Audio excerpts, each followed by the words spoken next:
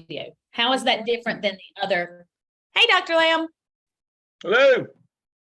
do you need to talk about your task before we get started? Not really. Just keep on keeping on. We should be all the way through the skip by now, and you should be into the task. Several of you have entered task 1. I do want to remind you in task 2 of the CAP, task 2, that you have to do qualitative work. You did quantitative work in task 1. Quantitative is you went down to the numbers. That's descriptive statistics. It gave you averages, mean, median, mode. Those are measures of central tendency, but those are descriptive statistics. They described the scores that your school got in all those different dependent variables.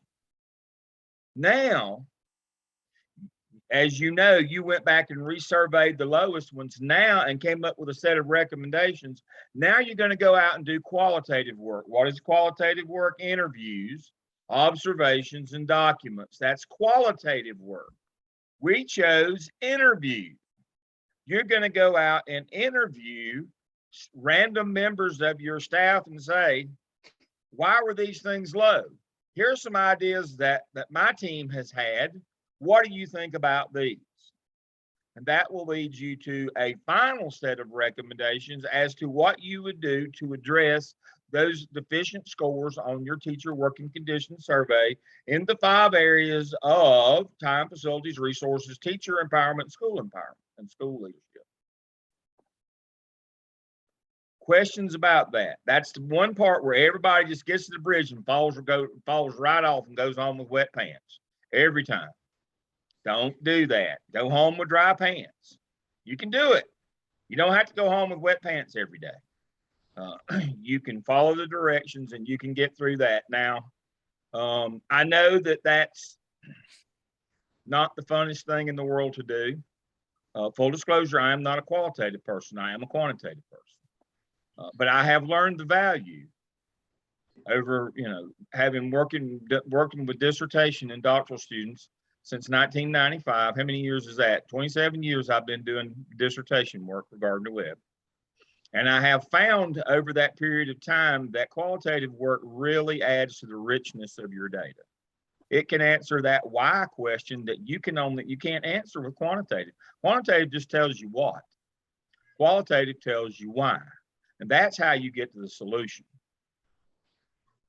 That's how you are very intentional in determining solutions to those problems. Just knowing what they are won't help you.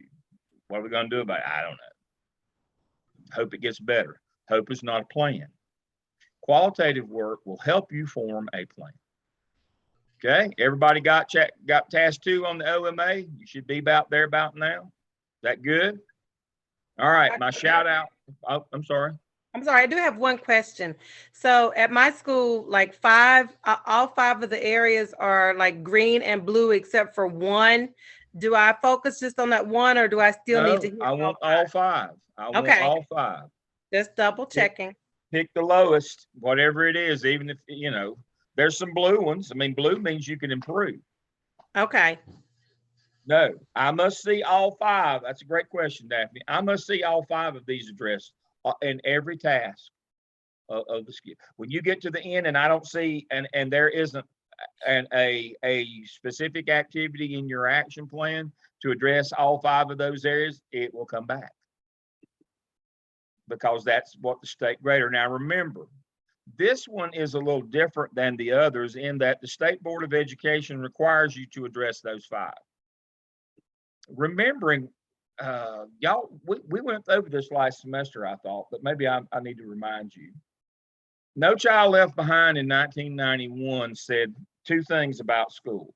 Kids didn't have to go to what 2 types of schools? 1991, No Child Left Behind. What 2 types of schools do children not have to go to? Is this thing on? What 2 types of schools? No Child Left Behind. Low performing? Low performing, but I don't know the second one. That's one. Low performance. Persistently What's the dangerous. other? Persistently dangerous. Or whatever. Persistently dangerous.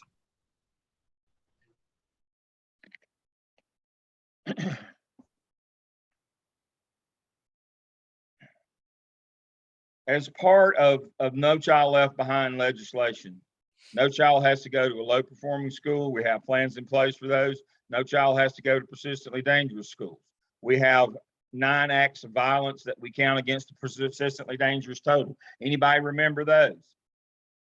What are those 9 acts? Now there's 16 acts of crime and violence, but 9 acts of violence: death, kidnapping, sexual assault, sexual offense, rape, indecent liberties, assault with a weapon, and serious assault with injury. The assault on personnel was decriminalized from a violence back to a crime. I mean, from an act of crime, from act of violence back to an act of crime. So it's actually 8.5. Some people still count that 9th one. Most districts don't, but it's either 8 or 9 according to what district you're in. Those are the ones that count against you. That's the culture of your school, right? And so along with that, with those 2 things, what they said is you also must have a plan in place to address the culture of your school for the purpose of teacher retention. Let me say that again. Along with those 2 standards, the caveat, the kind of the sidecar to that is those 2 things are punitive toward teachers and staff. But we got, and so to balance it out, so what happens if you're low performing, or if you're persistently dangerous? They fire the administration, but what do they do to teachers?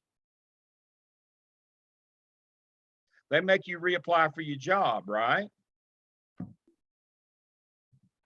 This thing on? They make you reapply for your job. We've been through all this. There are sanctions if you're low performing, or if you are persistently dangerous. So in that legislation, in order to balance out that punitive piece for teachers, the federal government said all states must have a program in place for teacher retention to try to make the culture of the school better. What is that process known as in North Carolina?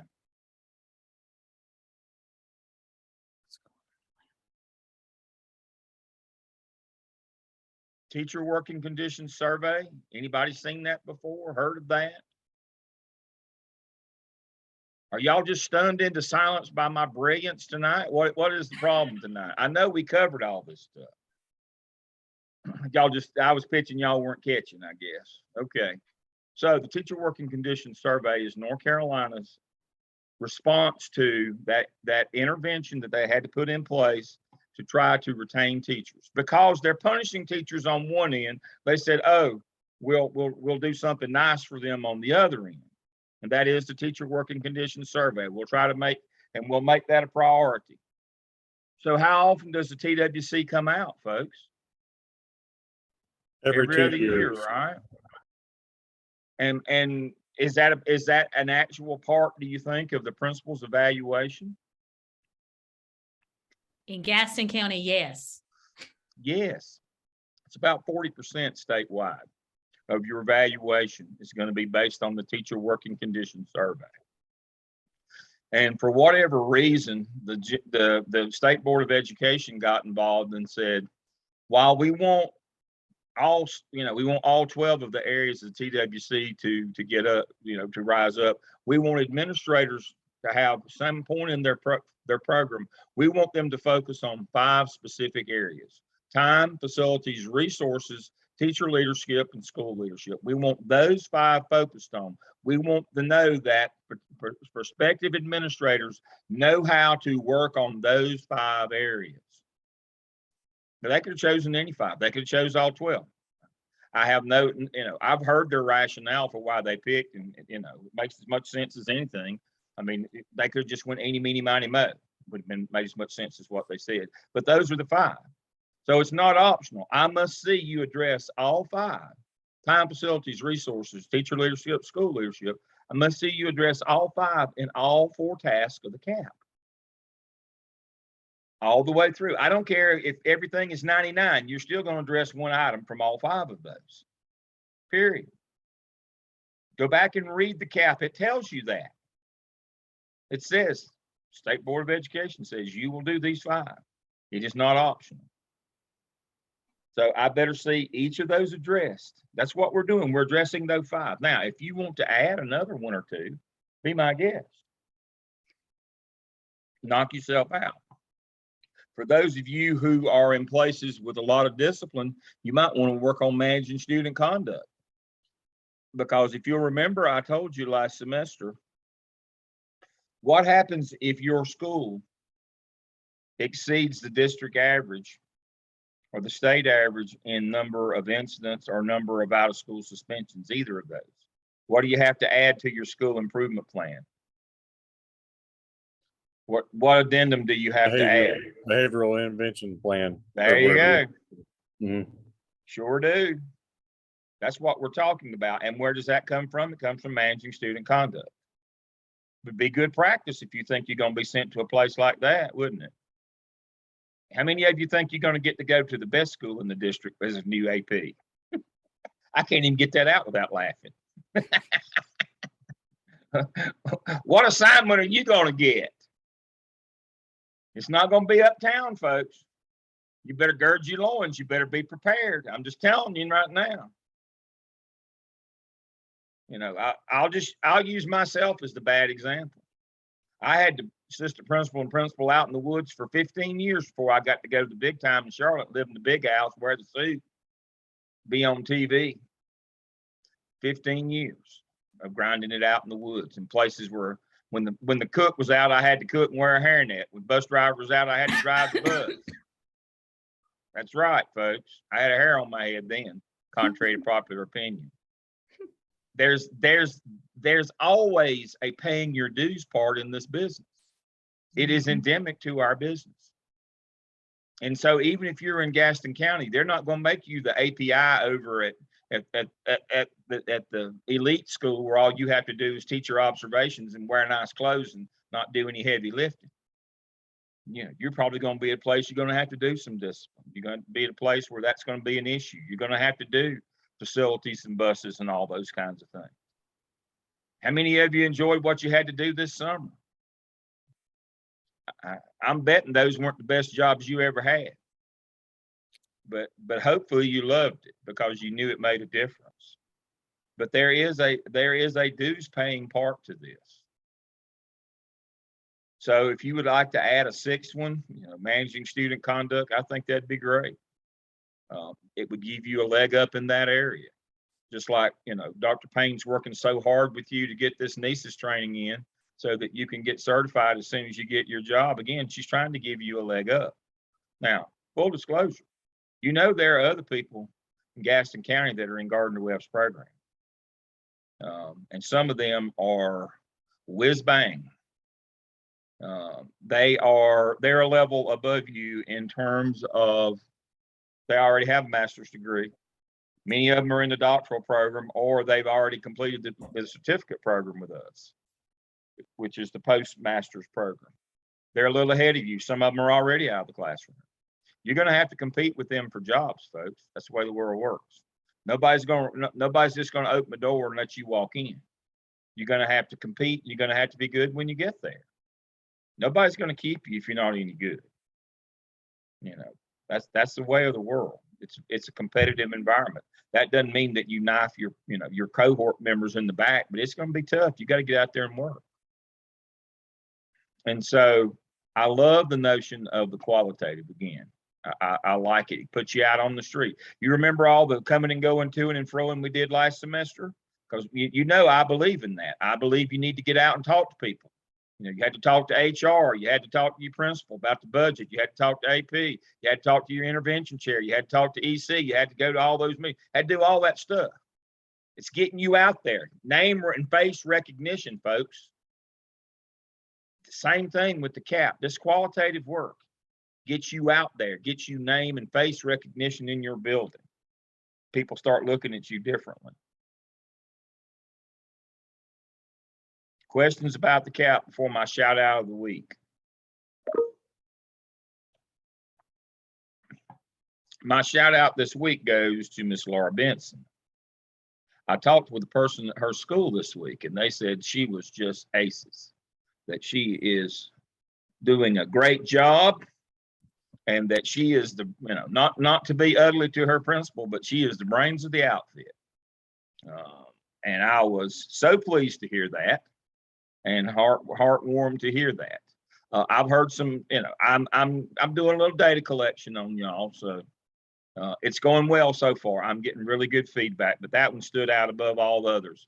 When one of your colleagues, when one of the teachers at your building tells me that, that's good stuff. That is good stuff. A lot of respect for you and the job that you're doing. So kudos to you. All right. All right, Dr. Payne, I'll let you go to work. So before we get started, just to recap what he was talking about, he talked about the low performing schools and tying that into what you're doing right now. Low performing schools, if you're an administrator at a low performing schools, each one of your teacher has to do what's called a super evaluation. So Daphne's aware of that. Angie's shaking her head. If you haven't heard of that, that is all of the standards of 45 minutes every time. I came from a school to where it was just me, and I had 20 teachers plus all my specialists. And I would say a third to half of my staff were on the abbreviated because they had experience. They were on that rotation where they only had to have the 20 minutes because they were in between renewal cycles. And I struggled to be in classrooms, to handle discipline, and to get my evaluations, because you can make evaluations. And so we've talked a lot about this. You can make it a quick checkbox, get it done, or you can make it a priority to make that a tool that you use to drive instruction and have good conversations. Just know that if you go into a school that is a low performing school, you're going to have to manage your time because those super evaluations are huge. The other thing he talked about was the discipline and those 9 different discipline areas. So one of the things I'm excited about is when we do our next Saturday, I sat down with Dr. Botnight and we planned it out.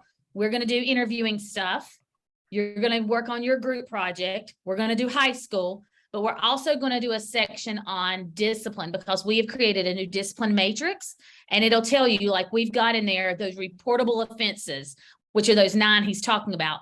The reportable offenses are the ones by law we are required to report as a dangerous, or I don't remember what it's called, but we have to report it, and it's how we put it in educator's handbook and what we mark to report that. So we're going to go through those components at next Saturday. So that brings it all full circle as to what he was talking about that you guys have learned before, but how we're going to close this session up by going through and truly trying to look at different tools you'll use with discipline and with your evaluation. He talked about the working conditions survey. The way Dr. Booker does with principals is you will meet with your leveled ED to do your beginning of year, middle of year, end of year, but then you'll do your summative with Dr. Booker. And at Dr. Booker's meeting with you, you have your discipline data for the year, your sanitary reports for the year, your teacher working conditions survey. And you have to know your data from your teacher working conditions survey and talk about what you're doing to improve those key indicators. You have your school improvement data. And then you also have those parent complaint calls. How many of those do you get? Why? Because you as the instructional leader, you as the person in charge of your building have to be able to manage the culture. You have to create that environment to where your teachers, your parents feel comfortable to come to you to problem solve. Why? Because we want you to be the leader in your building, not me leading your building, right? So if you've got a discipline issue, I am more than happy to support you, but I really want to do that on the back side because I want your parents, your family, your teachers, your students to see you as the instructional leader who is managing discipline in your building. You don't want a parent to call me and me to have to work with that parent and you to handle it, because then it takes all your authority away and gives it to me, right? And so those are some things that we'll talk about leading up to our Saturday session, but I was super excited that everything he was talking about just then are the things that we are putting into your last Saturday presentation about how do those things look in Gaston County. So today we're going to do 3 things. We're going to, we've got our presentations by Savannah and Laura. And so they're going to wrap up our presentation times. We're going to talk briefly about your observation you did last week, but then I'm going to start you for the first 5 minutes that I've got another classroom I want you to watch. We're going to start the first 5 minutes and we're going to talk about it as a group. And then you're going to finish watching it as your discussion board this week. And I want you to look at the whole rating. So standards 1 through, is it 5, 6, or 7? 6. Standards 5. 5. Okay. I was thinking that, but then it just made me go, I'm not real sure. Starting second guessing myself. So you're going to do the whole 5 standards on that so that you can look at how does their management work? How are they creating a safe learning environment? How are they engaging students? What structures and processes do they place? Look at the variety of learning activities. Do you think this teacher reflects on what she did to change what she's doing? So we're going to start off with Savannah, then we'll go to Laura. Then we're going to talk about our evaluation from last week, and then we'll go straight into this week's evaluation, okay? All right, so I am going to turn it over to Savannah at this time. Okay, I'm gonna start with a video in just a second. So I think I know what I'm doing with that. I practiced, but if for some reason the video starts playing and you don't hear anything, please somebody unmute and let me know. All right, so we're gonna go ahead and get started with the integrative model tonight. And in just a second, well, actually, can somebody unmute and just make sure that you can hear and see my presentation? I can hear you. Good to go. Okay, and you can see everything? Yeah. Okay. All right, so in just a second, this is gonna make sense to you. You'll get the joke in just a second. So I'm gonna play my video. I'm not gonna give you any context for the video. I just want you to watch, listen. I'm sure as soon as, it'll only take a second for you to realize probably while we're watching it where I'm going with that.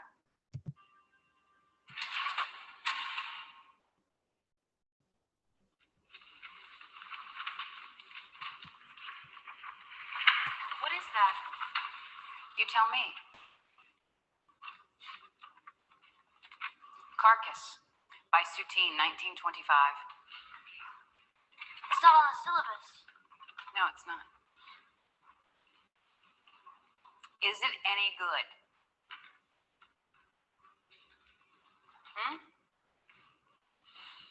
Come on, ladies. There's no wrong answer. There's also no textbook telling you what to think. It's not that easy, is it? All right, no, it's not good. In fact, I wouldn't even call it art. It's grotesque. Is there a rule against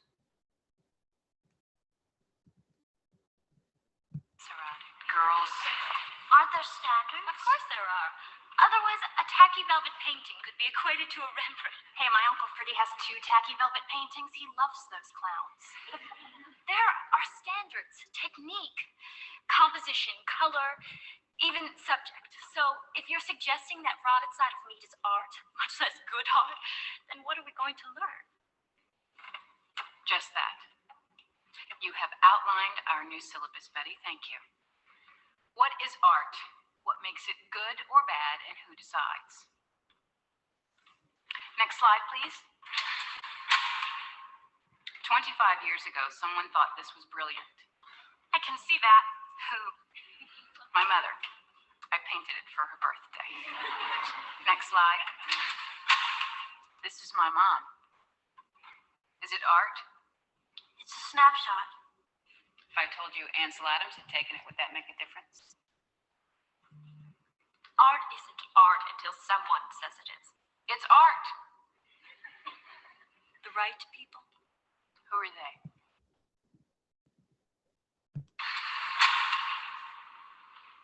Just look at it again. Look beyond the paint. Let us try to open our minds to a new idea.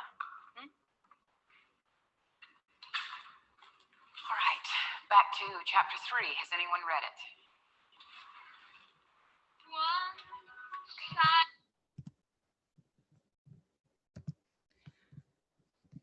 All right, so I'm going to ask, can you relate to this teacher in your own classroom? Somebody want to share?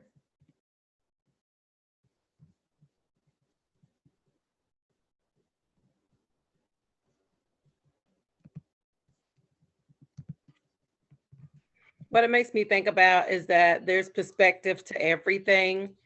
So even though the video references art, there's a perspective to how children perceive things when they read. Their perception of how numbers work, their perception of biases, just, I mean, it touches everything. So whenever I see that and it's asking, is it art and can we relate to that teacher? That's kind of what it makes me think about. Okay, thank you.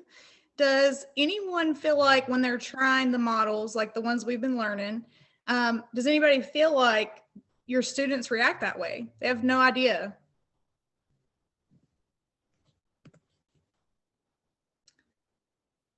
So one of the things that I like about that video, especially in the beginning, is when it's out of the syllabus, when the textbook is not telling them what to think, that's where our students start to struggle. So that's kind of what resonated with me about that, because of all the models we've been learning, all have things in common, which are those critical thinking pieces, which our students lack then and even now. So we're focused on the integrative model. The integrative model is a purpose-driven instructional model that supports students as they work to develop the ability to learn independently using various thinking skills. The words that stood out to me here are purpose-driven. The more that I read about the integrative model, the more that I realized that, you know, we want students to have the freedom, the flexibility to develop and exercise that critical thinking. But the more that I learned about this, the more I realized how structured that really has to be. And it does have to be purpose-driven. So we're going to get into that. Why is change necessary? So again, kind of going back to that beginning video, you know, people living in the 21st century, we need to be able to do well in school, but we need those critical thinking skills to live well, to function as members of society. Critical thinking skills are difficult to develop. Sometimes we think, you know, why can't our students do this? Why can they not, you know, go outside of the box? That's because we have to teach them to do that. And so these new modes of teaching, such as this model and the ones that we have learned all semester, are required to teach these critical thinking skills. Sorry, guys. All right, so the integrative model incorporates conceptual knowledge, fosters critical thinking, involves making connections between content that is learned.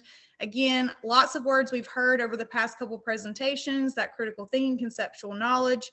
But here, specifically, the integrative model gets into making connections. So we're comparing information and making connections and generalizations. All right, so the GCS mission statement.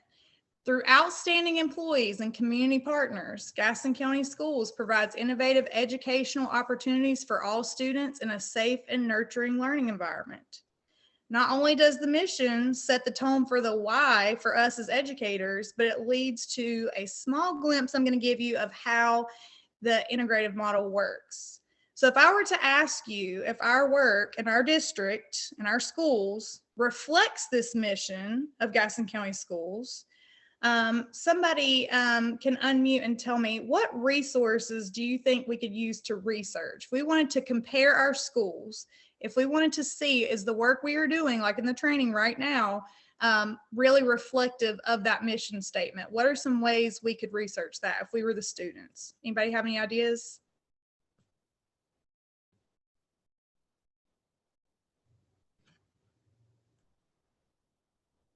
Anybody? Could you ask that question one more time? Okay, so our mission statement here. If I were to ask you the work that we are doing as educators, administrators, leaders in our schools, teachers in our buildings, are the work that we're doing, the lessons we're teaching, does it reflect this mission? Are we doing what is set forth by the district? You could use student surveys. Okay, that's a good one. And for time's sake, I'll go ahead and show you kind of what I'm thinking, because I know that's kind of a hard question to answer. I worded it kind of funny, but Schoology, looking into the Schoology platform, seeing how they're being utilized, those individual learning plans. Facebook, Every school has a Facebook, or lots of schools do, where you can see what's going on with the schools. And then, of course, our website has lots of district news, and just skimming these ones that I screenshotted, when I'm looking at all of these things for employees, for what kids are getting to do, I think back to this mission, and I'm thinking, do those things reflect what we are doing to provide innovative educational opportunities? So we could look at those things, we could compare schools, and then we would come back and make that generalization. So I want someone to just generalize for us real quick, and it can just be a yes or no. Do you believe that based on these things here and the things that we are doing, that we are reflecting what the district's vision and mission?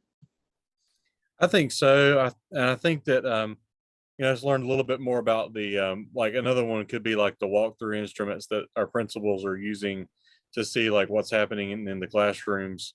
And maybe that's a way for the district to see on a district level, are the classrooms safe environments? Is the teacher engaging the students? Are they using innovative strategies? Canvas happens to pop out as another one that I know administrators can see, at least at the high school level.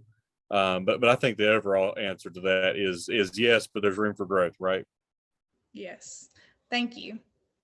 So again, that's just a little glimpse of kind of how the integrative model works, looking, comparing, contrasting, and then making that generalization based on your findings. And I did that real quick because we're all grown-ups, but of course that's a little bit more time consuming and a little harder for kids. So when should we use the integrative model? When teaching organized bodies of information. So some of the topic examples are influence of politics on art, different art movements, literary genres, human body systems, mathematics of art, lots of things. Our book has a lot more examples. Those are just a few topics that you could use the integrative model with.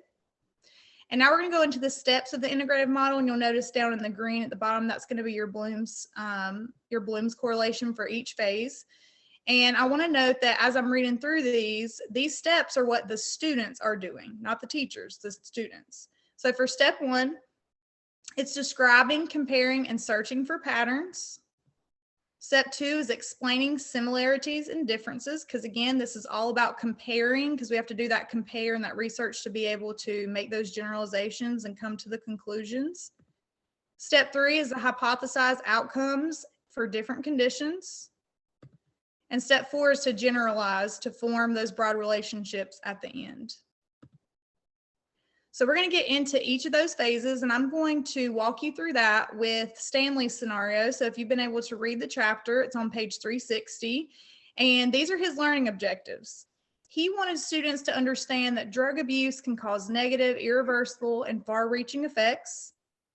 The negative effects of drugs that they extend beyond the drug abuser to those he or she cares about, and the knowledge of drugs in general to help students resist peer pressure. All right, so for the first one, describe, compare, and search for patterns. I also want you to kind of pay attention here to, I'm going to have teacher role on the left and the student role on the right. And I used the exact wording because you're going to see a pattern in there, and you're going to see a distinction here between what the teacher is doing and what the student is doing. So the teacher's role in that first step is they are asking students to describe, compare, and search for patterns. They are guiding students by using graphic organizers or by having students create their own. That's a huge piece of this model because there is so much comparison going on. The student's role is to then describe, analyze, compare, search for patterns, and to input that data into graphic organizers. And then in our scenario, students analyzed and organized a body of information from a database of compiled drug reports, specifically in that scenario. All right, explain similarities and differences. The teacher's role is to ask students to explain similarities and differences. In this particular scenario, the teacher asks students questions to prompt their comparisons. How are the different types of drugs similar and different in their cost, in their patterns of use? I thought that was really powerful because Stanley knows where he wants his students to go. So he's had to do a lot of planning to set up those questions to make sure they're not just learning facts about drugs to learn about drugs. He's trying to make a more lasting impact on their research. The student's role here is to explain the similarities and differences in the content. So if you haven't caught on yet, over here, all we're hearing the teacher do is they're asking the students to do this, and then the students are in turn doing it. So this is very student-centered. All right, and finally, hypothesize outcomes for different conditions. The teacher role, the teacher asks students to hypothesize outcomes based on different conditions. And in this scenario, they were asked to hypothesize about different individuals and people that might be more likely to abuse certain types of drugs. And that all correlates between that data they're looking up in the database of the different types, the costs, the demographics, the chances of, what things certain people might use, the frequency, those types of things. And then the student role, the student then hypothesizes and creates related to the content that they studied. All right, generalize to form the broad relationships. Oops. Okay. Sorry guys, these look the same. Okay, so teachers ask students to generalize their conclusion. So this is really important. This is that end part. So in our scenario, they make a broad generalization about what they learned about drugs. They generalize their understanding and demonstrate the understanding of the broad relationship between the content study. And then down here in the green is where they arrive. So students were able to arrive in this scenario at the conclusions about the drugs being bad, and were able to discover this through their own research. So one thing I want to point out about Stanley's scenario is he did not want to use scare tactics. That was one thing that was stated in that scenario really early on. He really wanted to present a good body of facts with their effects so that kids could really see that and internalize that.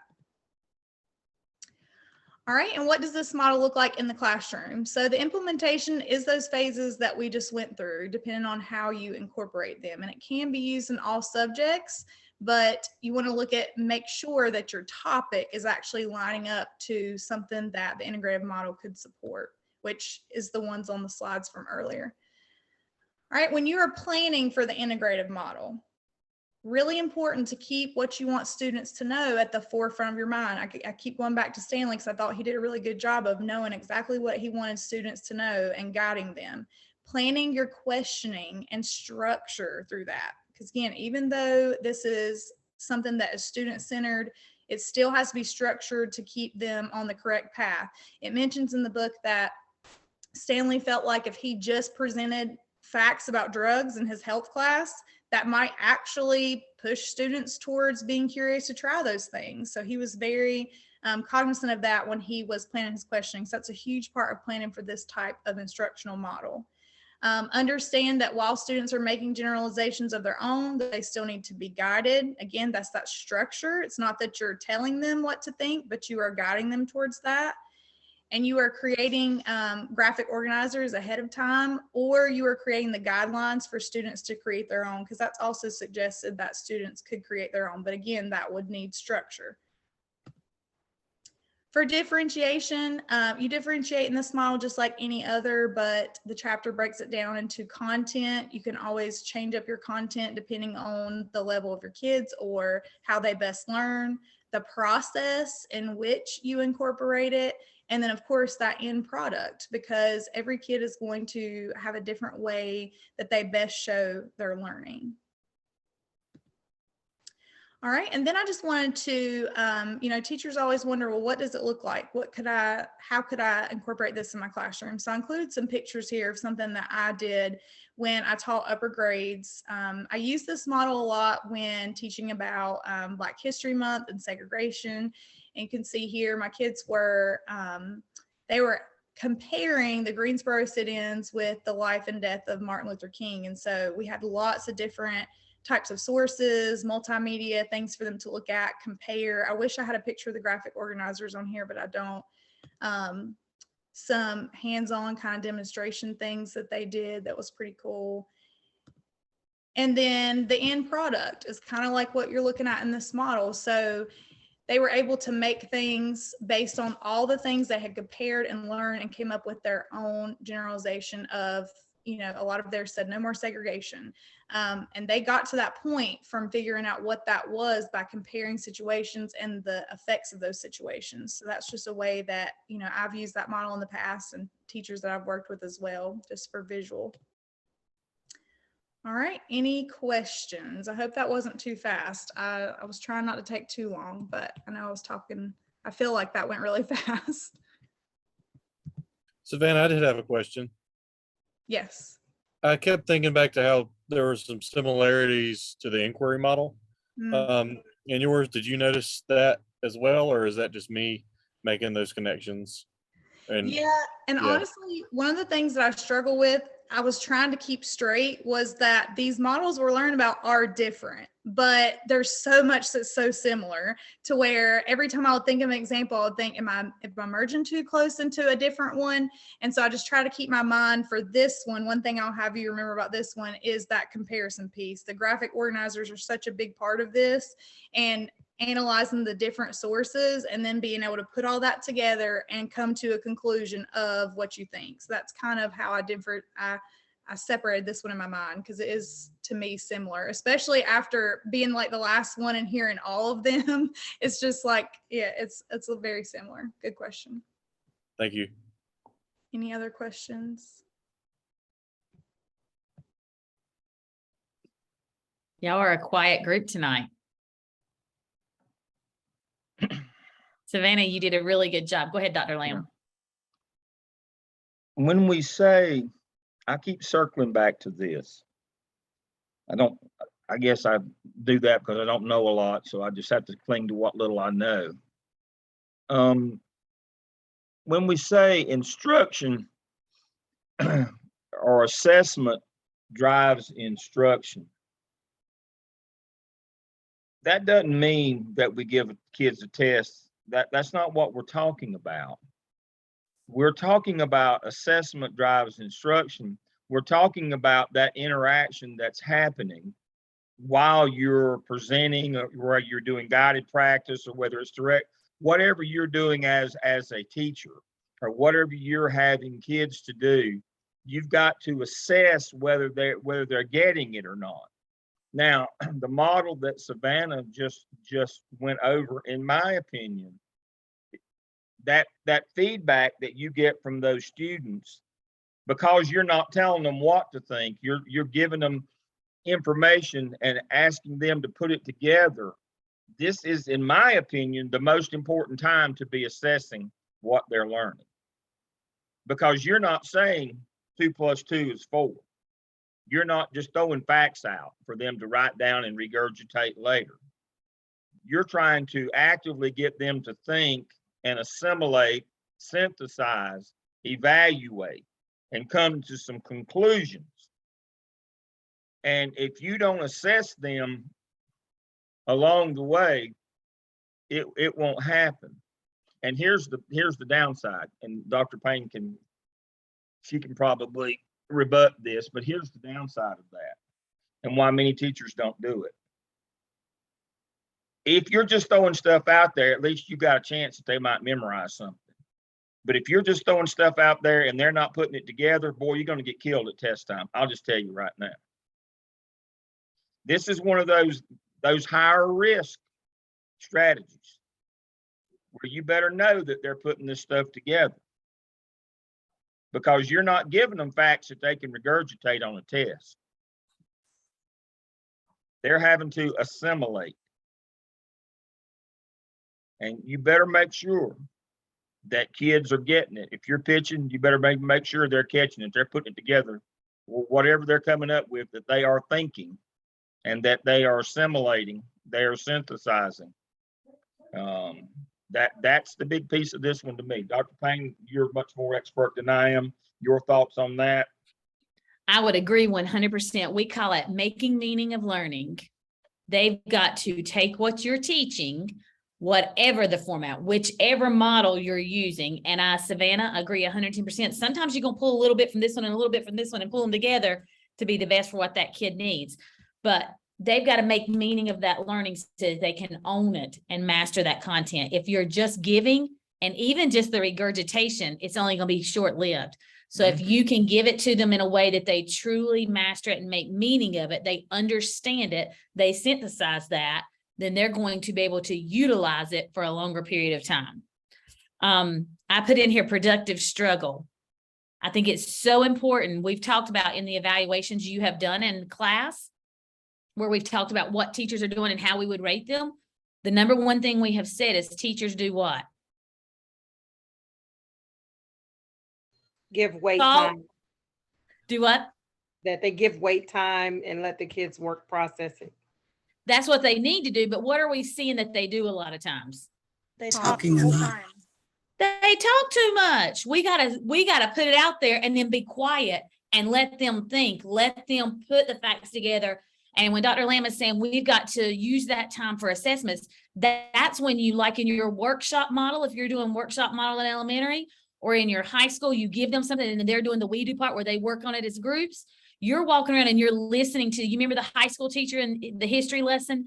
He walked around and he interrupted them and started talking, where we were saying he needs to go over there and sit and listen, process what they're learning, determine what their misconceptions are so you can help fill in the gaps and so that they can truly make meaning. In elementary, when you're doing workshop model, the reason when you're turning and talking that you are walking around and listening to what all the kids are saying, that's their think time. That's where they're thinking out loud. And it's a great way for you to assess without using paper pencil, but to truly know where your kids are, so that then you can know next steps to help get them to where you want them to be.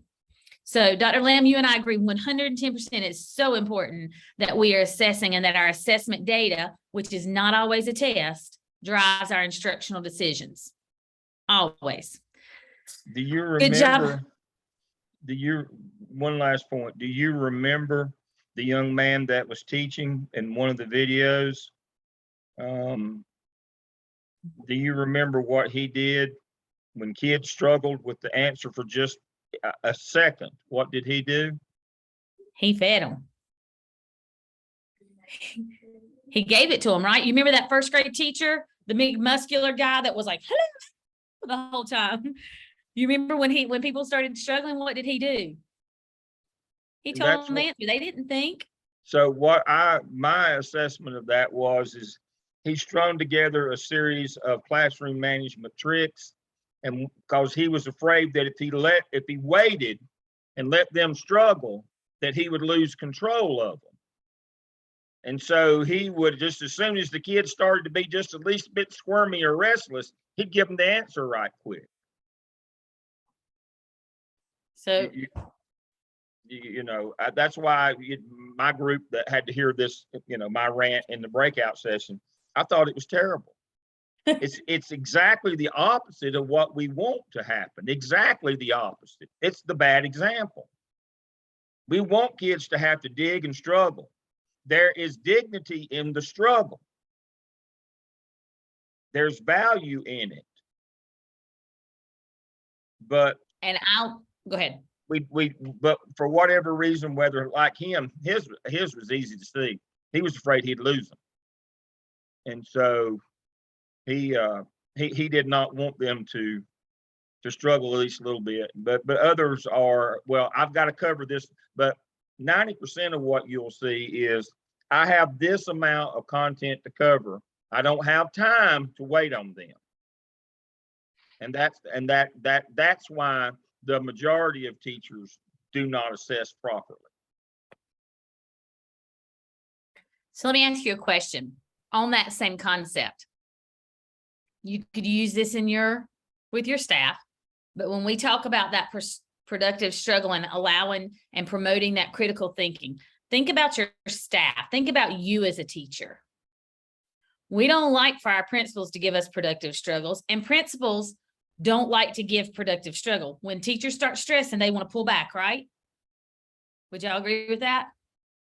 Do you value when you have to do that productive struggle? Maybe not in the moment, but when you get to the other side and you have made meaning of what they were trying to get you to do, and you see the impact it has on kids.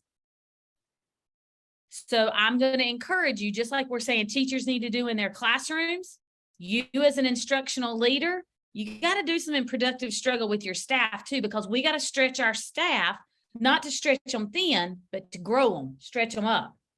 Okay. You're gonna be there to support them, just like in the classroom, a teacher's gonna be there to support their kids. But you're gonna have to let staff work through some of those challenges and make meaning of it so they can figure out how to do some of those things best in their building. Savannah, good job. Excellent. Before we move on, I'm taking too much time tonight. I want somebody, you will not hurt my feelings. I want somebody to reflect back on the first case study from last semester. What happened on presentation night? Was that little Bobby or whatever? That was cheating? Bobby that, well, cheating strike Bobby out. Yeah, right. We, it sounded like oh gosh, that's something about the teacher, right? The teacher The wanted to teacher get back at Bobby. failed Bobby for the year Yeah. over turning in his brother's homework assignment. Zero She tolerance. made Yeah. one homework assignment count more than 50% of the yearly grade and failed him for the year. Right. Yeah. Which would be a zero tolerance expulsion, violating federal and state law and local board policy on grading. Do you remember how that night went? Yes. How'd it go? Most of us were advocating for the teacher. Yeah. Until you gave us a different perspective and how this could impact the teacher's tenure. Yeah. But now, did I tell you before? Did I tell you what to think? No. No. Mm-mm. No. But when you lack the proper perspective, did I just say, well, that's okay, and just let you go?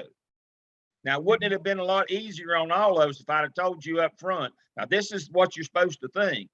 Wouldn't that have been a lot easier on everybody?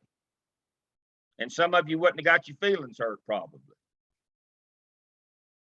But there was dignity in that struggle. So what happened on each successive case study after that? We got the point. You We got did our better. homework. Yeah. You got much better. You got better faster. You got better faster. Now, I don't know. Maybe if I gave you all the answers, you'd get better faster as well. I don't know. I don't think so. But it works, folks. There's dignity in struggle. But you don't do teachers any favor by telling them, yeah, it was pretty good, and go on about your business, and let them not get better with their students.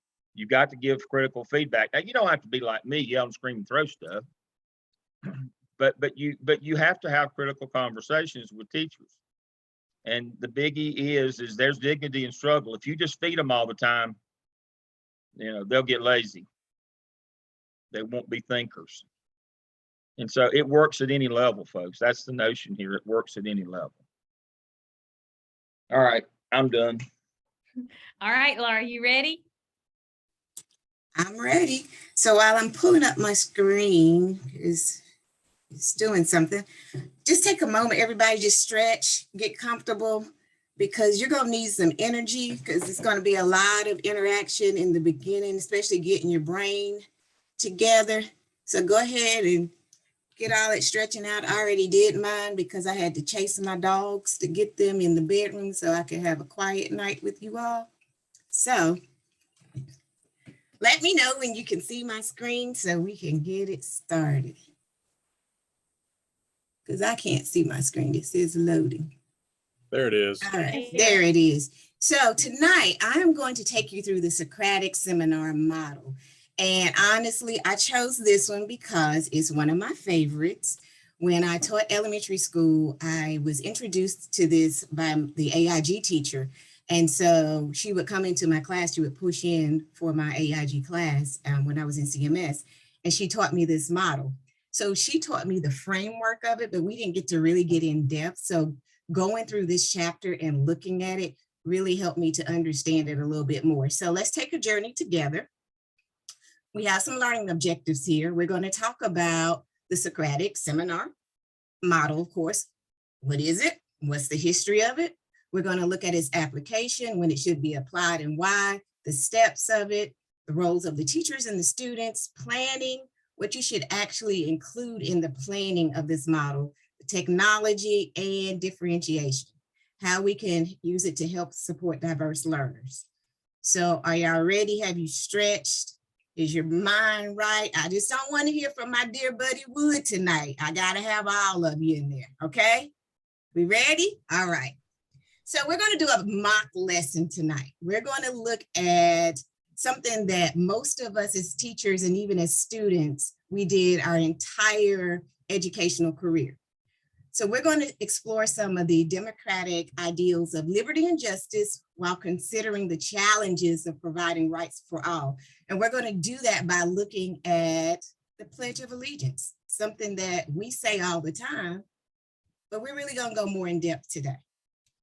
So, of course, if anybody who's ever taught with me or been around me, I am the expectations queen and procedures. I have a procedure for procedure for procedure.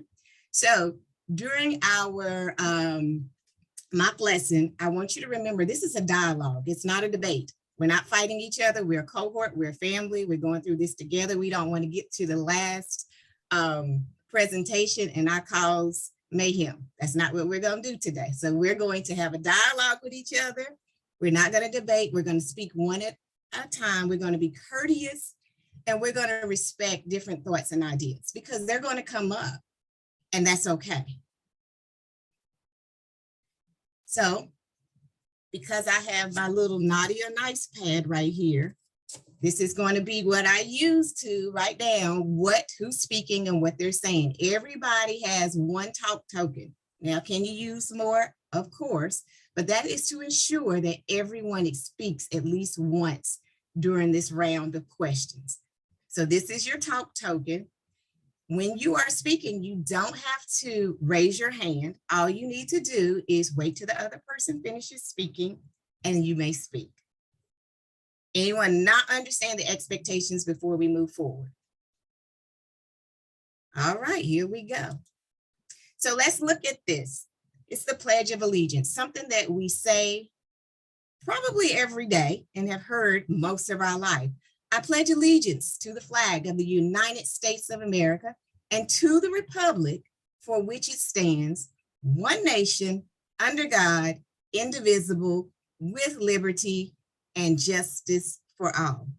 So many of you have said the Pledge of Allegiance every day that you've attended school, but have you ever thought about what it means?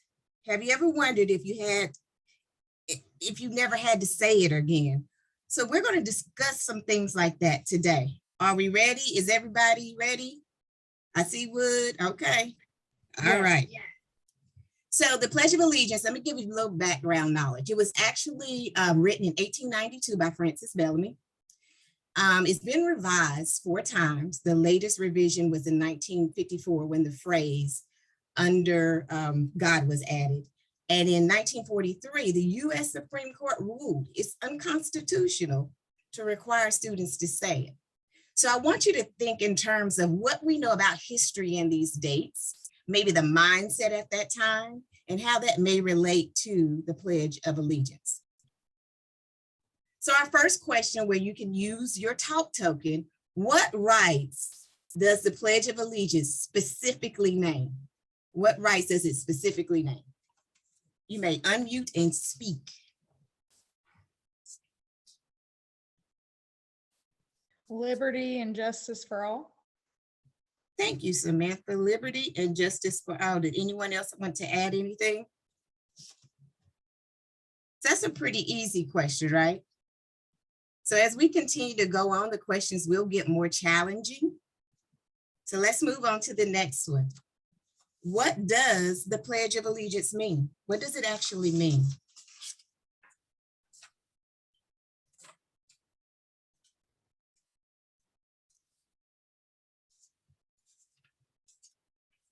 I personally think that the meaning is different depending on who you are.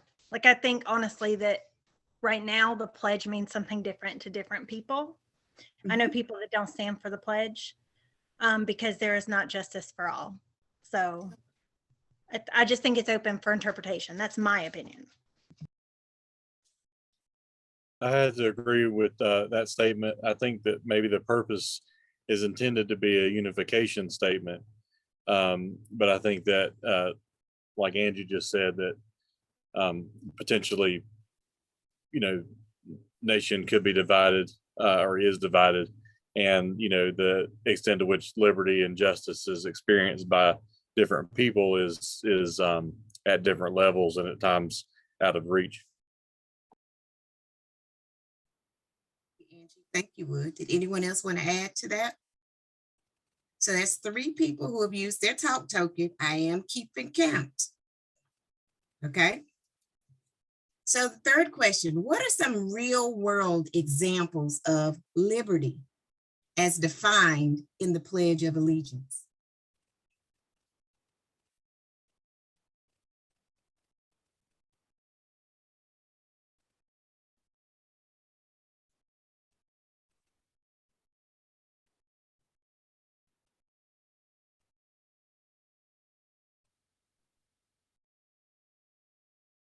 And I don't mind giving you that uncomfortable wait time.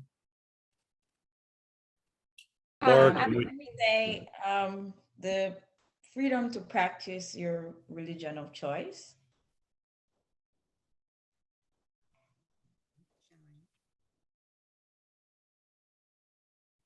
Yeah, I was gonna agree. I think it means just freedom in general, freedom of your constitutional rights. It protects you from the injustice things along those lines. All right. Should students be required to say the Pledge of Allegiance? Why or why not?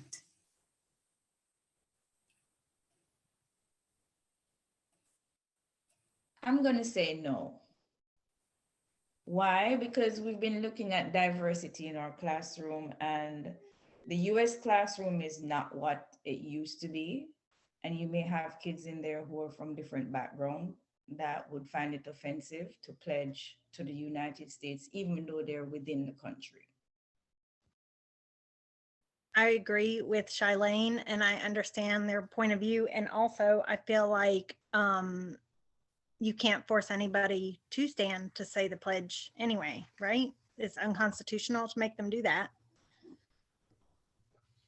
I agree with both of those statements, and I think that it would run contrary to the purpose of the Pledge of Allegiance, and contrary to the ideas of, and like in civics, we're studying authoritarianism versus like libertarianism, and liberty. The concept of liberty, you would be taking away a student's liberty. You would be moving more towards that authoritarian stance if you required a student to say that pledge. So you would actually, in essence, be taking away their liberty if you were requiring them to do that.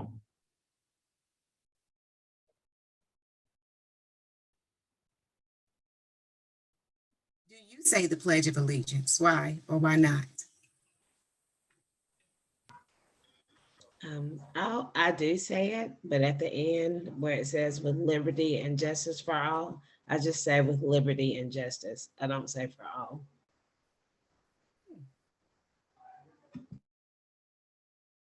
You care to expound on that? It's just for me because I don't feel like it's justice for everybody. I don't feel that, I feel that we have it, but I feel that the state and the way that things are today, that justice is not for everybody in the same manner. It's disproportionate to me. That's just my personal opinion. I do say it. I stand and say it. For me, it's about, I do agree with what Monica said to some degree. However, what I choose to think about is what was meant when it was written, and not necessarily about where we are today. I think that could possibly be my hopeful thinking and my positive thinking, but that's how I choose to think about it. I actually agree with Monica, and most mornings I don't actually say the pledge. unless I have to do the announcements, in which case I will say the beginning of the pledge like we always do at the announcements. But sometimes I'll stand, like if I'm around students, I stand and, I model that, but I don't ever make kids do it. I'm with Monica on that. And that, so really when I said, I know people that don't say it because there is not justice for all, is because I am that. It was me. It was not friends. It was me. I am the friend.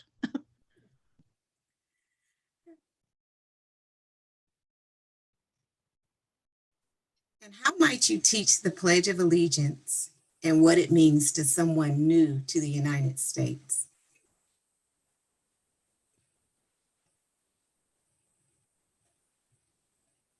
I'm going to go off of what Wanda said, and I think if I was asked to do that, I think about it as in when it was written, what its original purpose was to be, and you kind of take it or leave it. It's like, as Megan said, it means something different to different people. I think Megan said that. But I think that original intention is fact of, or closer to fact, I guess, of why it was written. And then the discussion of if it's true or not is kind of left up to that person. But if you have to teach it, I guess starting with why it was written. I think going back to those dates that you shared, Laura, at the beginning would be a good starting place. A good equalizer for the classroom, perhaps, that, you have even native, or students that are from the United States, and may, just to kind of take the Pledge of Allegiance for granted and, know it by heart or whatever, may not know those dates that, in 1954, they added that, or, in 1892, I think was the original date of, I didn't know that. So, I think that would be a good way to start and have a class discussion on why are those dates significant, and how has it changed over time, and then what does it mean today? I also think that it's very important that we teach respect. And I think this is one way to do that, because even though we may have students or colleagues or friends who may not agree with everything in there, I think that it's important to teach, particularly to our children, to respect what the flag means, what the pledge stands for, and what it's supposed to mean, what the intent was or is.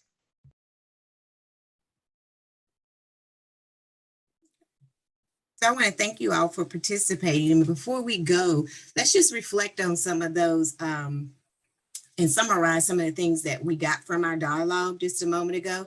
Can anyone, just in a nutshell, wrap up what they think the overarching theme was of what we just discussed, or what you felt like it was individually? The theme of the Pledge of Allegiance. Okay. Anyone else? I'm going to add that I would say tolerance for individuals' choice.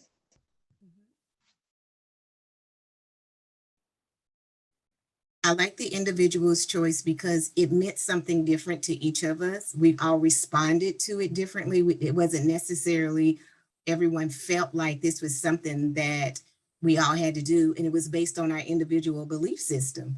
So I think that when we're summarizing, we can say that the Pledge of Allegiance is very important, but how we respond to it may be based on our experiences. Thumbs up, thumbs down. Thank you. So that's what we just did. So let's pull this all together and look at what we just did in our class today. So we did the Socratic seminar model. So what is that? What did we just do? Because some of the children might say, we just talked about the Pledge of Allegiance. No, we really didn't. This is an instructional model that uses structured questioning with debate, but mostly dialogue, to promote learners' development of critical thinking skills and exploration of ideas. So we spent a lot of time. I made your brain think. That's why I wanted you to move a little bit before we got started, because we had to go deeper into what really is that pledge. Is it just some words we say every day? Does it have meaning? So we want to do that with our scholars as well. We want to promote that critical thinking and the exploration of ideas in our classrooms. So one way we can do that is through Socratic questioning. So there are like 6 different types of Socratic questionings. We have questions for clarification. So when you're talking in the circle, because the students, let me add, are usually arranged in a circle unless it is virtual like this. So when they're in that circle and they're talking to each other on whatever topic you're utilizing, they may need to ask for clarification. So what did you say that? Why did you say that? What do you mean by that? So those questions are acceptable, and we have to teach them the types of questions they may use. There may be questions that probe for assumptions. Why would someone make that assumption? Why would you think that? There might be questions, that probe for reasons and evidence. What other information did you need? Maybe you wanted more information about the writer, Francis Bellamy. So those are questions that people may ask in the Socratic seminar. Questions about viewpoints and perspectives. And you really did that when you would ask questions about why a person thought something or why they felt that way. Or it could be, what's an alternative to that thinking? Questions that probe implications and consequences. Sometimes these conversations can get pretty deep. So you want to know, well, what are you really saying? What are you implying? You just don't want to always take it at face value. And questions about questions. So you may ask a person, why do you think I even asked that question? It may not just be what you think it is. So when should this be applied in the classroom? So it should be applied to support the development of the students in the classroom. So that development of thinking, that factual thinking. So the exploration of content and materials, examining the facts surrounding the topics. So they're getting very engaged with the sources that they're using. They're just not sitting there just rattling off information. They're really exploring and examining those facts at a deeper levels, excuse me. Conceptual, where they learn to develop new ideas. So through that conversational exchange, it helps other people develop, or other students develop, what they're thinking. So when I think it was Angie said something and then someone else replied, building off of that. That is what we want to see some of our scholars doing, because it helps them really think about the text or the source in a different way. And then we have that metacognitive, where we have to suspend our own views sometimes. It's not all about us. We have to be open to what other people think, and then reflect on our own ideas and reflect on our own thoughts when we're in dialogue or possibly debate with someone. These are some of the things that we also, if you remember back to our crucial conversation, some of those things that we discussed in those areas. So this is like the Bloom's revised taxonomy. The questions that I asked all had to do with Bloom's. I took you from the lowest level of remembering to understanding, applying, analyzing, evaluating, and creating. That's why there were 6 questions. They went through each level so you can have a model of how deep the questions can get, and they build on each other. And then students should learn from the content and materials through the primary sources. So that's the first-hand testimony or direct evidence. So I could have had something that they read from the author that he wrote about why he wrote the Pledge of Allegiance. That might have helped. I think Wanda referred to the understanding of the why. Or the secondary sources, something that maybe someone at that time or someone in a history book wrote about the Pledge of Allegiance. So those things, when you're putting together your content, help the students understand what you're doing a little bit better. And it also teaches effective listening and communication. What child do you know that does not need to learn this skill? They need to know how to explore content through dialogue, how to listen to multiple perspectives, and how to express their point of view. These things are all very important to the development of our scholars. And also that social emotional side of developing our cooperative and social skills, shared understanding of a topic, working together, listening, waiting one's turn. I don't know if any of you, if you've been in classrooms, students don't want to wait and be patient with someone else has to say. Supporting one another through dialogue, and then being aware of our body language, what we're giving off when other people are talking. So are there any steps, excuse me, any questions before I move on? All right, so the steps of the Socratic method, very simple, wrong button there. You're going to introduce it. You're going to tell the purpose, the learning goals, the procedures, and during this time, your students should be listening and asking questions to clarify. We're going to facilitate learning, We're not going to take over learning, we're going to facilitate it. We ask questions.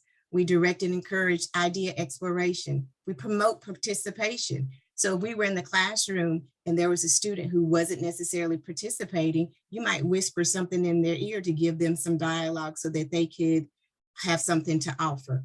We enforce respectful communication. Listen to the students, because while they're talking, you should be making anecdotal notes so you can see if they have understanding of what you're trying to teach.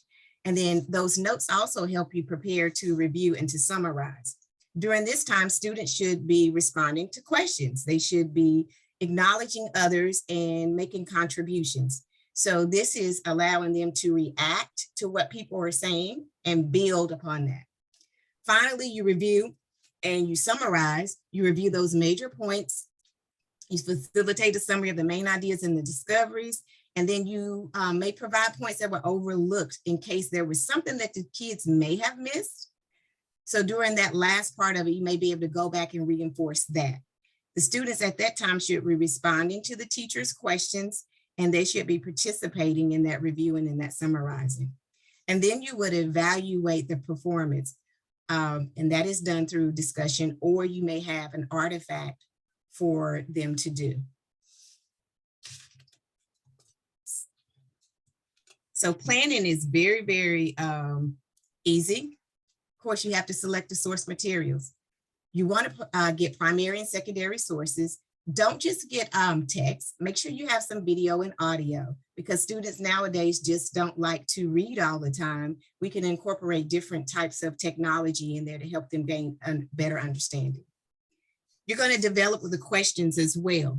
So when you're developing the questions, you can use those revised Bloom questions. And in last slide, I actually put you some links to help you with that question if you want to use this in your classroom. But you also want to cluster questions, and that means that you want to develop a broad question that promotes student exploration, and then you want to develop other questions that may lead the discussion in other directions if you need to.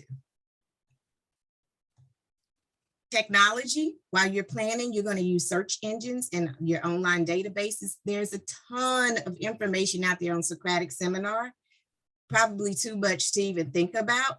So you're going to use that technology in helping you to plan by finding or searching out those things that will be useful in your classroom, or the appropriate text or sources for your students.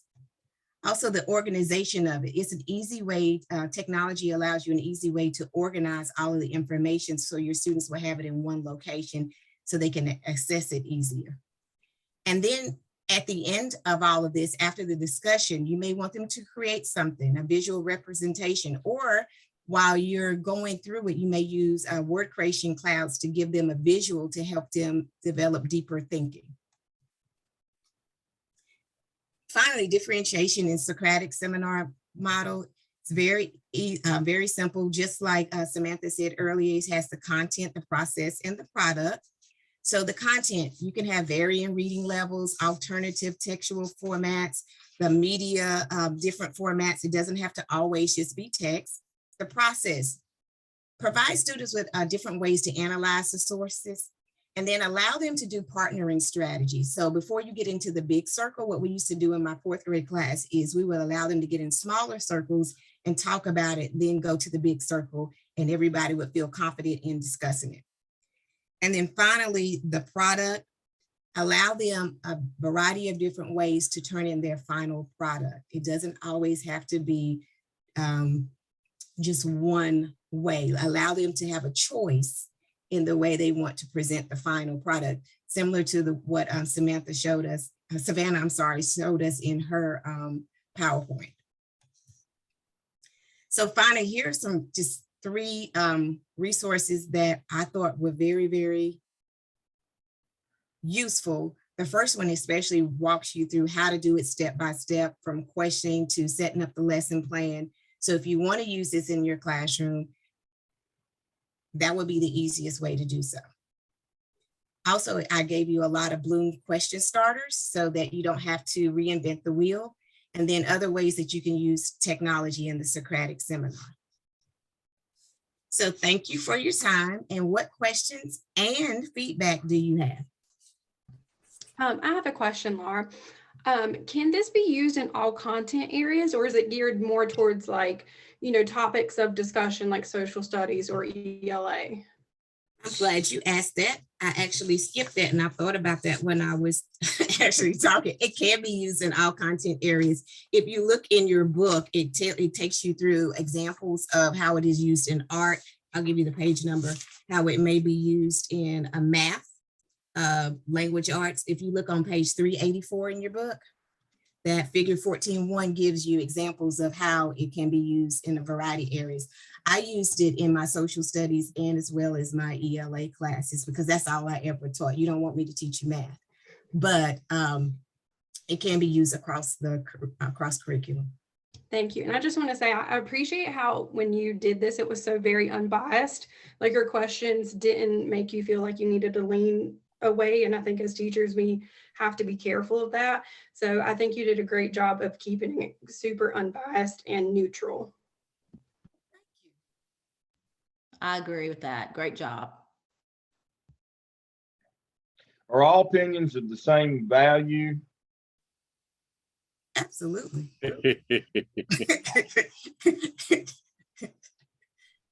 Whether people want to admit that or not, they should be of the same value. They should be. All right. So somebody help me out here. Y'all have you can stop your share now. I want to see all these expressions. I'm sorry. Of hate.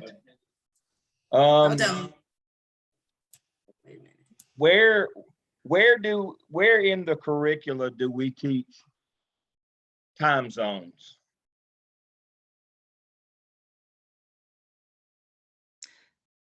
I do Industrial Revolution, and with the invention of train, the advent of like the train. I mean, like Eastern Standard Time, Central, Mountain. How do we teach time zones around the globe? That's just, I don't really teach that as like why they exist, but We don't teach that in elementary. No. You teach that in geography, don't you? You use the latitude lines. Isn't that how time zones work? Now we move them a little bit for state lines and natural formations, but we teach time zones using lines of latitude on the globe, right? In geography. I taught that in 6th grade social studies. I remember teaching that. There you go.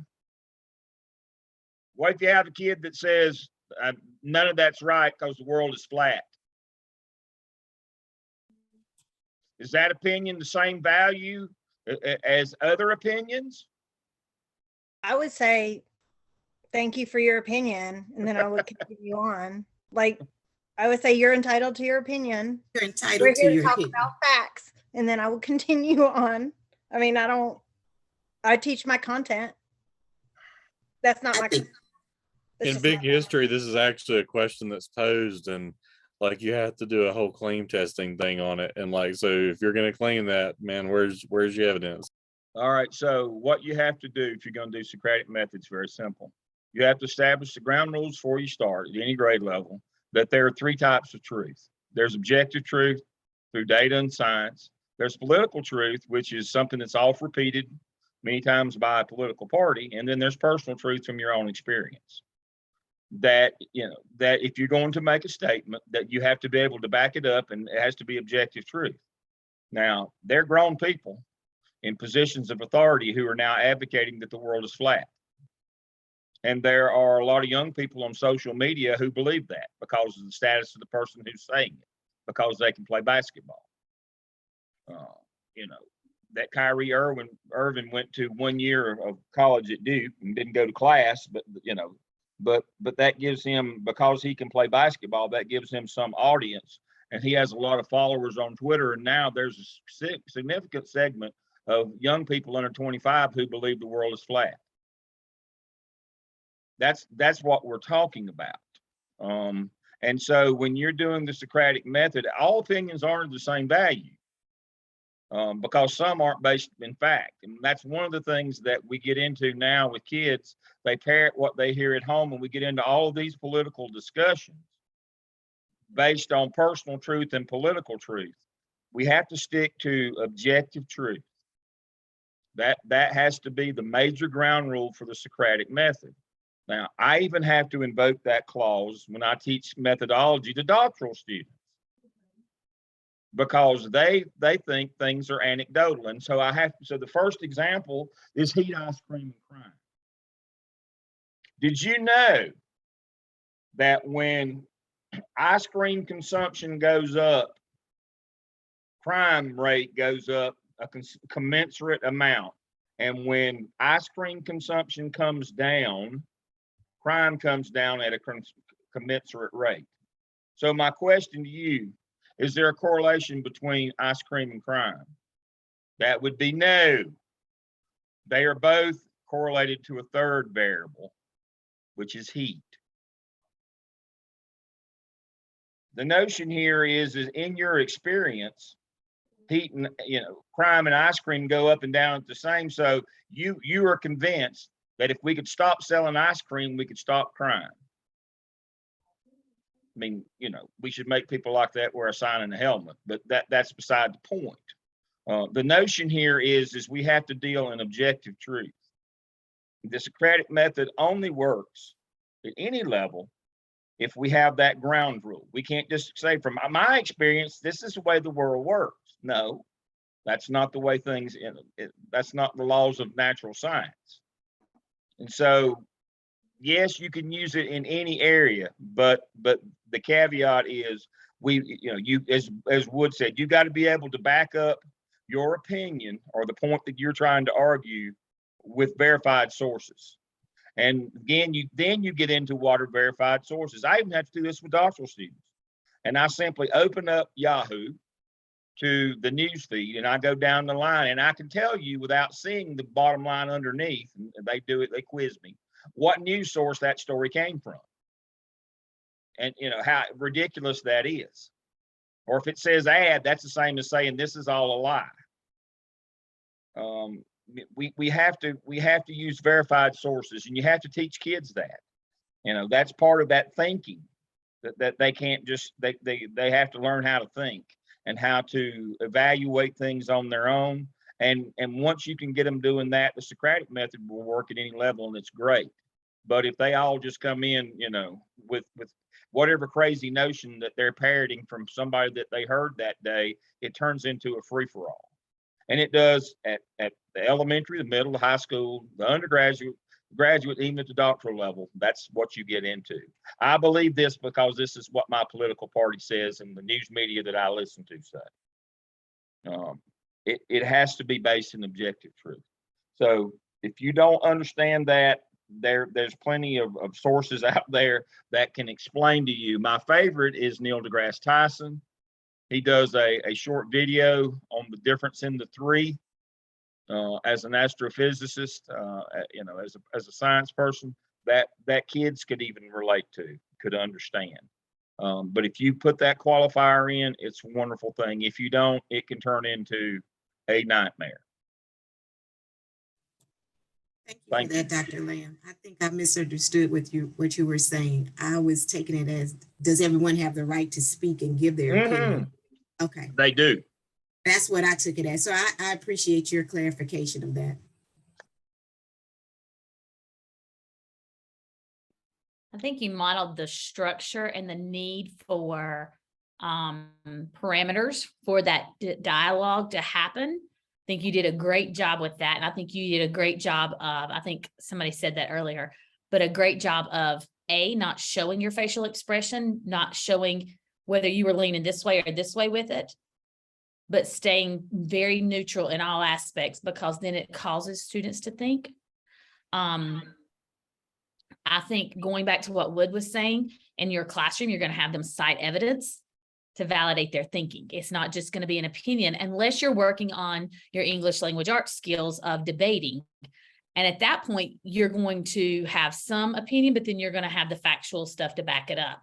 I think this because, and you're going to have to cite that evidence.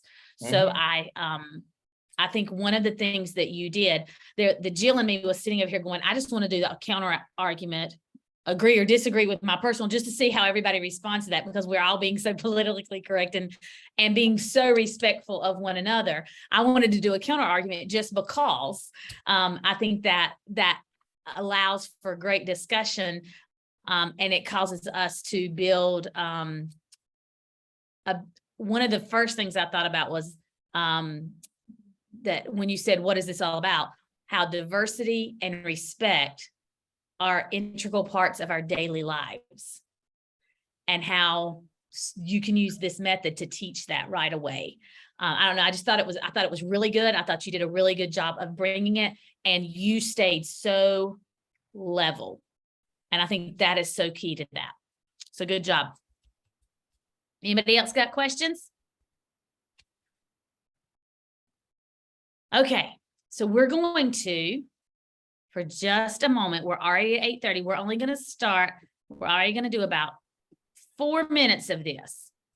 I want you to see her class. We're going to talk about exactly what we just watched. Standard 1, we're going to watch about 4 minutes of her Socratic seminar on the giver. It's on her book club. And I want you to watch. And then this week, you're going to follow up. It's really over the next 2 weeks, because remember, next week is your work session at Raider. Celeste will be there starting at 4 o'clock. It'll be open. If you get there at 3:30, she's there, but it'll be open until 6:30, 7. You just have to tell her when you're going to be done. And so your groups are meeting there. But I want you just to watch this and begin to think about what you see in this classroom. And then we will go from here. We'll spend about 2-3 minutes talking about it before we close up for tonight.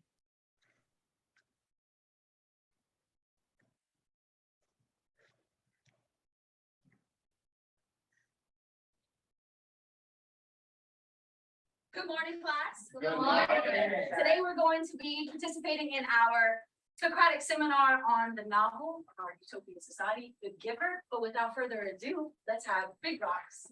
Take it away. Class. Yes. Today is December 15, 2017. Today's Big Rocks for today are: the student will learn how to actively engage in a colloquial discussion. The student will also learn how to utilize a variety of discussion skills.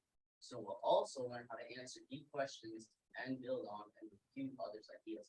Today's lessons for today is The Giver, Socratic seminar. At home, complete your journal, read for 30 minutes, and next week, reading on it. Excellent.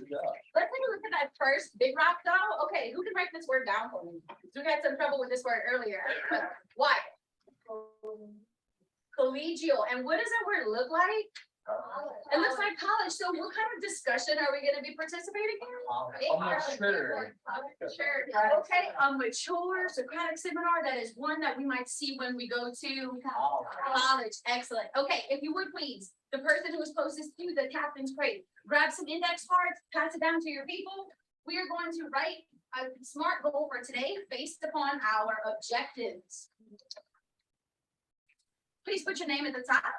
And here is our outline, as you know, for our SMART goal. I will blank by the end of today's class period. I will do this by blank. So you're breaking down one of our big rocks. You're creating a goal for yourself. Telling me how you're going to achieve that goal.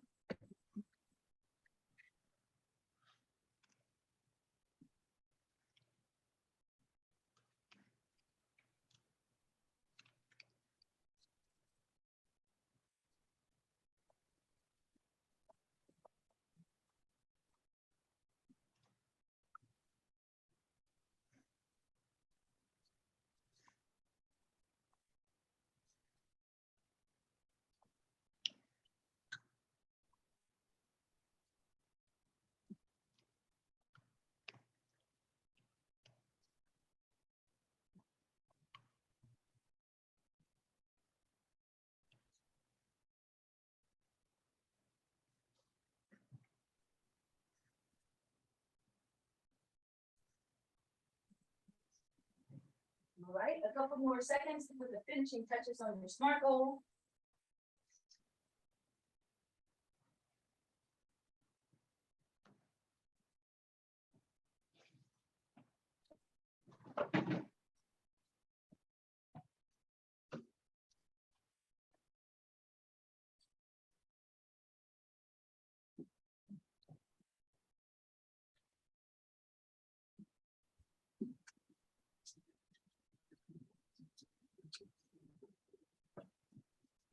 All right, let's come together in 3, 2, 1.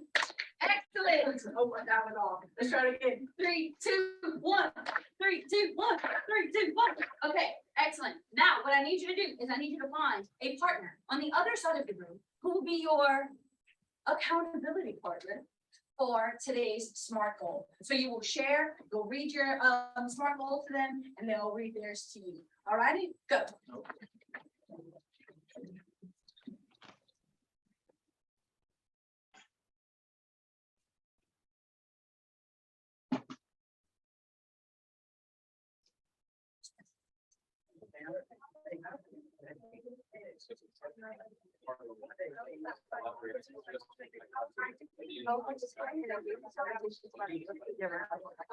I will do this by using my prior knowledge about the book and inferencing skills.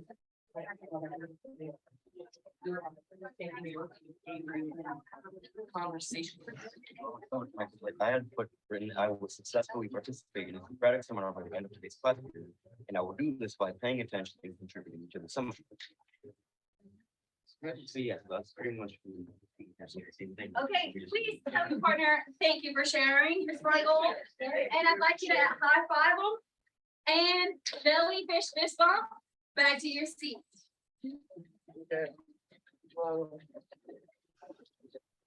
Okay, we'll stop sharing. You'll get to finish this class over the next 2 weeks before we come back.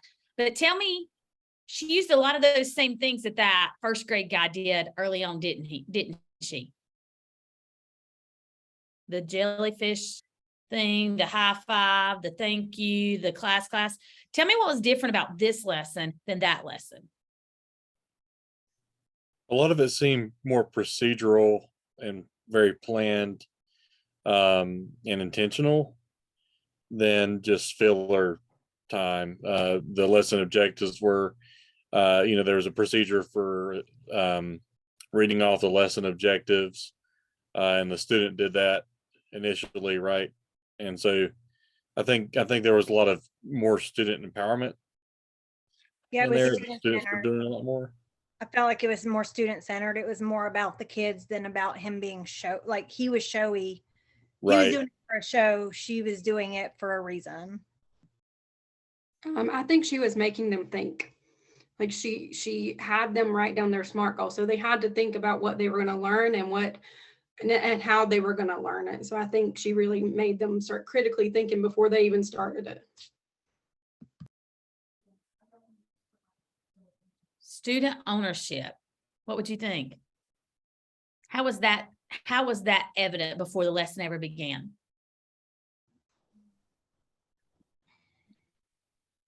You could hear in some of the discussion, the children making commitments to what they were going to do as the lesson was going forward. I'm going to pay attention. I'm going to be respectful. I'm going to participate. So they were already taking on ownership of the lesson and how it was going to flow. What about the word differentiation? We've not watched the lesson at all. What do you think about differentiation already? Where she let it be personalized for the kids. Like they took ownership of their learning because they stated what their goal was for them personally. And then they told somebody else about it too. So they're not going to put just a bunch of junk down, are they? What is the likelihood they're going to put junk down? It's very little. Why? Because she's going to make them own it at the end. She's going to make them own it at the end. Then they got to go tell their friend. And with middle schoolers, that's a big deal. That face value is a big deal. What were your thoughts when you see all the cutesy patootsy stuff going on to engage them in what they're doing and to help those transitions be quick among middle schoolers?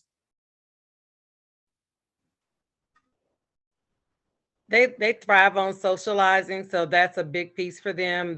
It's a good place to use those things. But I think you have to be very intentional with them and have to practice procedure, because in my head I'm going, oh, somebody just, belly bumped somebody all, across the room. So I think you have to like practice it and be very intentional in how you do it. So I think that is so key. And that's what I wanted to get to. We have watched one classroom where whole brain learning and those teaching strategies were fluff. It was time fillers. It was just keeping everybody, I want to keep you right on par. We're now seeing a classroom to where it is used to truly manage the instructional time to maximize it so that you can accomplish more without having to stand, talk, and deliver. You can give quick little directions, get a group going. But Megan, you're exactly right. I think you have to be careful not to lose your kids in middle school because they're too kiddie, because they don't like doing baby stuff. But you saw that they, even when they were high-fiving, that one little girl was like rolling her eyes, but she did her high five and turned and went back to her seat. So you can tell that there are very specific procedures in place to keep them engaged in the learning. Did you notice when she did the big rocks at the beginning, that little boy had been trained that he's not going to take 10 minutes to get over to those big rocks to get started? Did you see him almost do that little hoppity jog to get over there quicker? So to me, in 5 minutes, I feel like this teacher values instructional time. I feel like she values the student taking ownership in what they're going to learn that day. How many teachers do you hear talk about how that I can statement on the board has no relevance to students? Does her I can statement have relevance? Yes, because she uses it to set the bar. But a kid who struggles to even understand what Socratic seminar in, he didn't talk about, I'm going to be able to answer deep questions. He said, I'm going to know how to engage in Socratic seminar by the end of this lesson. Did you notice the difference in their I can statements for their self? There was differences there. So she, to me, has set the stage. So what I want you to do is I want you to standards 1 through 5. I'm going to post this video. I think it's the one that's on today, but I'm going to post the video in your announcement column on Blackboard. And this is the video I want you to watch the whole 30 minutes. And I want you to do this as if you were doing a comprehensive evaluation, and that'll be your post for the next class. I want you to do this as a comprehensive evaluation to think about all aspects of her classroom. Okay.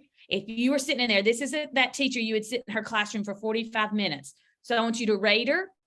And then I want you to think about what your takeaways, what would your one takeaway that you got to work on, and what was one good thing you saw? And then what we're going to do is we're going to start next class, not this second, but the next week, off by going into breakout rooms. And we're going to talk about your evaluation. We're going to talk about your ratings. We're going to talk about what the next steps were. We're going to talk about whether you feel like she did that Socratic seminar well, or whether she needs to tweak it. Does anybody have questions about that? Who is on Alex's team, like your book club team next week? Angie. Alex is at the hospital with his wife and they're having baby. So yeah, he told me he was planning to be here tonight because they were going into labor last night, but he texted me a little while ago and said still has not happened. So he was not going to be here because he's exactly where he needs to be right now. But if you will make sure he understands, I have sent him a message, but if you'll just spend 5 minutes with him next week and say, this is what we're doing so that he can be prepared for the next week. Okay. Does anybody have questions about what you're going to do? So you got a couple of things. You're going to finish watching this video and do your evaluation of it. And what would your coaching comments be? Then you are number 2, going to meet with your team because everybody decided they're going to meet at Raider next Wednesday at 4-ish, as soon as you can get there. And it'll be open till 6 or 6:30. Now, if you have a question over the next Thursday, I'm pretty good. Friday, I'm pretty good. Monday, Tuesday, Wednesday, Thursday, I am going to be on a boat. So I am not going to be responding to anything because I won't have service. So if you have a question, just know it'll be Friday before I respond. And I just didn't want you to think I'm ignoring you. I will not be, I will not have internet accessibility. Okay. If it's emergency or something like that, you can call my office and Stephanie will get it to me somehow. But it'll be Friday before I get back to you unless it's emergency. Dr. Payne, you don't have to get on a boat to lose service. You can just come out to my neck of the woods. It is a lot cheaper. I am so excited. We did not do vacation this summer, so I am so excited about getting on a boat. So I'm going to take a few days and go do that. But I wanted to let you know, I appreciate your hard work. I can't wait to see what you accomplish after next week. And then we'll have a couple more weeks before we do our final presentations at the end. One of the things I believe it's the next class is the how to balance the principalship, how to balance all the things coming at you as instructional leader. How do you balance all these other components so that you don't lose sight of being the instructional leader? And that ties right into your curriculum and instructional class. Okay. If you have questions, you can stay on, but thank you for what you do. Have a great evening, and I will talk to you in 2 weeks.